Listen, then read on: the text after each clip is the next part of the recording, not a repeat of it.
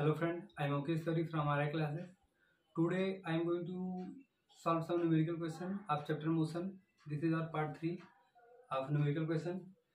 My question is, a stone is thrown vertically upward direction with a velocity of 5 meter per second if the acceleration of the stone during its motion is 10 meter per second square in the downward direction. What will its height attained by the stone and how much time will it take to reach the?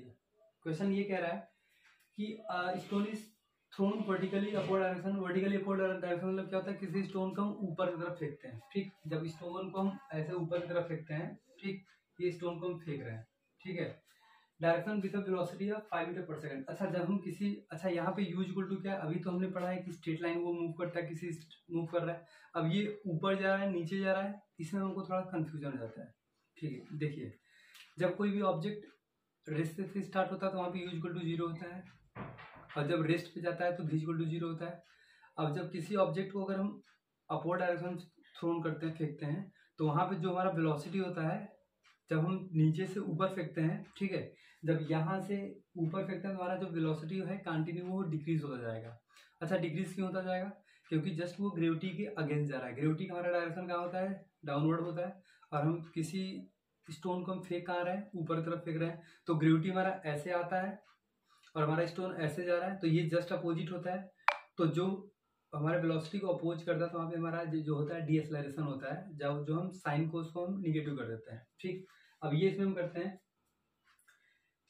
जो हमारा u equal to दिया हुआ है, u equal to 5 metre पर second दिया हुआ है, क्योंकि वो ऊपर जा रहा है। फाइनल वेलोसिटी हमारा 0 हो जाएगा, क्योंकि अब स्पीड कंटिन्यू जाएगा तो एक टाइम ऐसा आएगा कि वहां पे रुक जाएगा, फिर आएगा ना। जब किसी स्टोन को हम ऊपर फेंकते हैं तो एक ऐसा भी टाइम आएगा, एक ऐसा हमारा हाइट आएगा कि हाइट पे जाने बाद वो फिर से वहां से फिर वो रिटर्न नीचे आएगा, तो मतलब वो वहां पे फाइनल वेलोसिटी हमारा क्या होता है? 0 हो जाता है। ठीक, if the acceleration of the stone during its motion is 10 metre पर second in the downward direction। अब a इक्वल टू हमारा क्या दिया हुआ है? 10 मीटर पर सेकंड स्क्वायर ये दिया हुआ है, बट ये हमारा साइन। अब u इक्वल टू हमारा क्या है? 5 मीटर पर सेकंड है। a इक्वल टू हमारा -10 मीटर स्क्वायर दिया हुआ है, क्योंकि हमारा ये है जस्ट की अगेंस्ट है, किसके है? ग्रेविटी की जस्ट अगेंस्ट है। ग्रेविटी हमारा जस्ट डाउनवर्ड होता है, ये हमारा अपवर्ड होता है, तो इसलिए a इक्वल टू -10 मीटर पर सेकंड दिया हुआ है। And downward direction, what will be it's height. Height मतलब क्या होगा? डिस्टेंस पूछा है। जैसे वो ऊपर जाएगा तो कुछ डिस्टेंस कवर करने के बाद फिर वो नीचे आएगा ना, तो वो जो हमारा डिस्टेंस होता है वो हमारा हाइट हो जाएगा। ठीक, तो यस इक्वल टू हमारा ये पूछा है। ठीक है, अच्छा, यस पूछा है एंड पूछा attained by the stone and the how much time will it take to reach them. अच्छा, सबसे ऊपर यहाँ से यहाँ तक जाने में हमारा ये हाइट कितना होगा, पहला ये, और यहाँ से यहाँ तक जाने में कुछ वो टाइम लेगा, तो हमारा क्या पूछा है? टाइम पूछा है। ठीक, तो देखिए, सबसे पहले अगर हम पुटअप करते हैं सेकंड इक्वेशन, अगर हमको डिस्टेंस फाइंड आउट करना है तो distance find out second equation हम तब पुटअप करते हैं जब हमारा टाइम दिया होता है। इसमें हमारा टाइम कहीं दिया हुआ है, टाइम हमारा कहीं नहीं दिया हुआ है, तो हम थर्ड इक्वेशन पुटअप करते हैं, v square is equal to u square plus 2a। Yes, v square का वैल्यू हमारा कितना दिया हुआ है? v स्क्वायर का वैल्यू ऑलरेडी मैंने बोला कि जब हम कोई भी ऊपर जाता है तो वहाँ पे v इक्वल टू हमारा क्या हो जाता है? 0 हो जाता है। ठीक, तो v इक्वल टू हमारा 0 हो गया। u का वैल्यू हमारा दिया हुआ है 5, 5 का स्क्वायर हमने कर दिया, प्लस 2 इंटू ए का वैल्यू हमारा कितना दिया हुआ है? ए का वैल्यू दिया हुआ है -10 इंटू एस। ठीक, इसको 5 मत समझिएगा, इसको एस हम करते हैं, तो 0 इक्वल टू हमारा हो जाएगा 5 5 25 minus 10 two 20 minus 20 into s. इसको इधर हम करेंगे तो ये हमारा हो जाएगा 20 एस इक्वल टू 25। ये हमारा एस है, एस इक्वल टू हो जाएगा 25/20। सॉल्व करते हैं इसको, तो 5 5 जा 5 4 जा, तो हमारा अगर इसको डिवाइड करते हैं, हम डायरेक्टली यहाँ पे हम डिवाइड कर देते हैं, 5/4, 4 1 जा 4, 4 2 जा 8, 4 5 जा 20, मतलब हमारा आ जाएगा 1.25। ठीक है, तो ये हमारा हो जाएगा एस इक्वल टू हो जाएगा 1.25, ये हमारा मीटर आ जाएगा। ये इतना मीटर को ट्रेवल करता है। अच्छा, ये एस इक्वल टू हमारा 1.25 मीटर आ गया।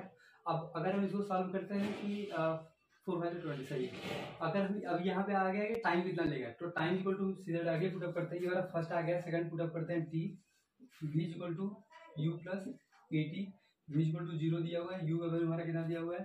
u इक्वल टू 5 दिया हुआ है, u इक्वल टू 5 दिया हुआ है, प्लस ए का वैल्यू हमारा कितना दिया हुआ है, ए का वैल्यू दिया हुआ है -10 दिया हुआ है, -10 इंटू टी इक्वल टू हमको फाइंड आउट करना है। इसको अगर हम उस साइड करेंगे तो हो जाएगा ये हमारा 10 t equal to 5, t equal to हो जाएगा 5/10 0.5 सेकेंड आ गया। टी का वैल्यू हमारा कितना आ गया, 0.5 सेकेंड आ गया। ठीक, सेकंड क्वेश्चन पे हम आते हैं। देखिए इसमें क्या है कि बस आपको अगर कंफ्यूजन अगर ये होता है कि ऊपर का u इक्वल टू कब होता है, v इक्वल टू कब होता है, क्वेश्चन को जैसे मैंने बोला कि आप इसको आसानी से सॉल्व करते हैं। अच्छा एक क्वेश्चन हम और बताते हैं, पहले इसको बताने के बाद फिर सॉल्व करते हैं। आपको सेकंड क्वेश्चन दिया हुआ है,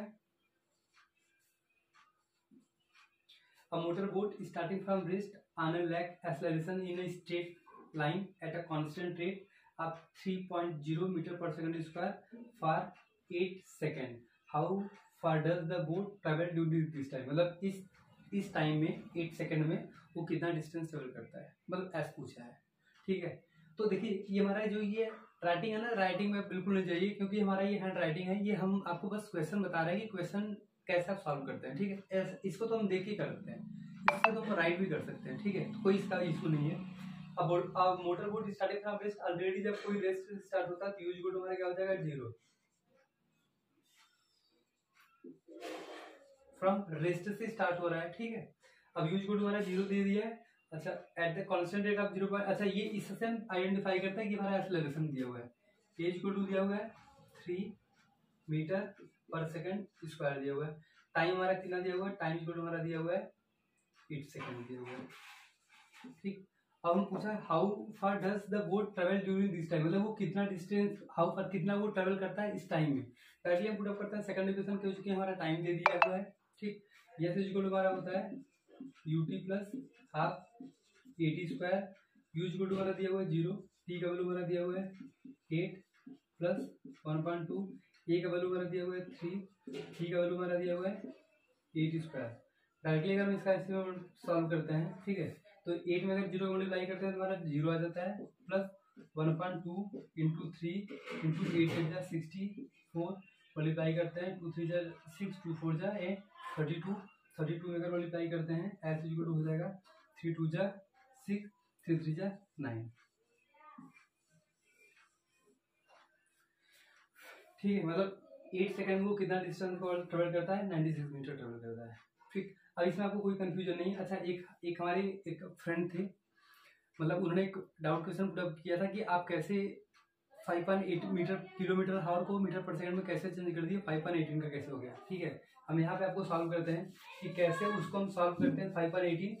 ठीक है, अगर हमारा दिया हुआ है किलोमीटर पर हावर को चेंज करना है मीटर पर सेकंड में, तो किलोमीटर हावर में 1 किलोमीटर इक्वल टू 1000 मीटर, तो हम डायरेक्ट करते हैं 1000 मीटर अपॉन हावर को अगर हम सेकंड में चेंज करते हैं, पहले हावर में कितने मिनट होते हैं 60 मिनट, 60 मिनट को चेंज करते हैं 60 सेकंड, तो ये हमारा हो जाएगा 60 इंटू 60, ये हमारा हो जाएगा सेकंड। ठीक है, अगर इसमें मल्टीप्लाई करते हैं ये 0 से ये 0 मल्टी कैंसिल हो गया, ये 0 से ये 0 कैंसिल हो गया, 2 5 जा 10 6 6 जा 36, 2 5 जा 10 2 3 जा 6।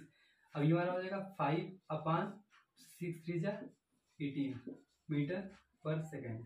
ये हमारा आता है कि कैसे हम किलोमीटर हावर को मीटर पर सेकंड में चेंज करते हैं, तो 5.18 का मल्टीप्लाई हम कैसे करते हैं। ठीक, सेम ऐसे होता है, अगर मीटर पर सेकंड में दिया है, किलोमीटर में चेंज करना है तो छोटे यूनिट से हम बड़े यूनिट में चेंज करते हैं। अभी किलोमीटर पर हावर से मीटर पर सेकंड में हमको चेंज करना है तो बड़े यूनिट से हमको छोटे यूनिट में चेंज करते हैं।